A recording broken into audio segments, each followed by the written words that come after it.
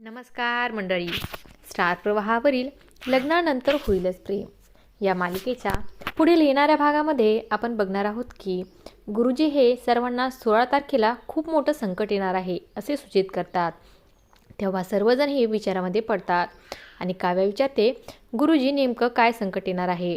तेव्हा गुरुजी बोलतात, आता त्या संकटाची सुरुवात देखील झालेली आहे आणि सर्वजण हे घाबरलेले असतात.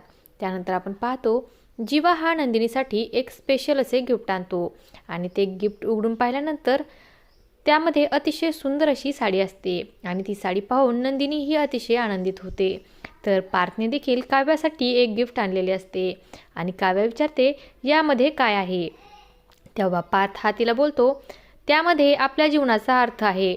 आणि काव्या देखील ते गिफ्ट उघडून पाहते तर काव्या अर्थ असे नावाचे एक नेकलेस बनवून आणलेला असतो आणि हे पाहून काव्य देखील अतिशय आनंदित होते. तर तिकडे आपण पाहतो रम्या आणि वसुंधरा या काव्याच्या बॉयफ्रेंडचे CCTV फुटेज चेक करत असतात आणि त्यावेळेस वसुंधरा ही आश्चर्याने रम्याला बोलते, रम्या, परंतु यामध्ये तर मला काव्याचा बॉयफ्रेंड दिसतच नाही. यामध्ये तर फक्त काव्य आणि तो जीवा आहे. आणि रम्या बोलते, आई, तुला कसे समजत नाही?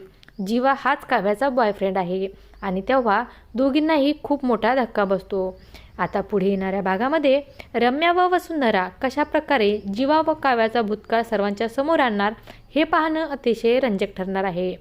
अशाच मालिकांच्या नवनवीन अपडेट्स पाहण्यासाठी आपल्या चॅनलला सबस्क्राईब करा आणि व्हिडिओ आवडला असेल तर लाईक आणि शेअर करायला विसरू नका. धन्यवाद.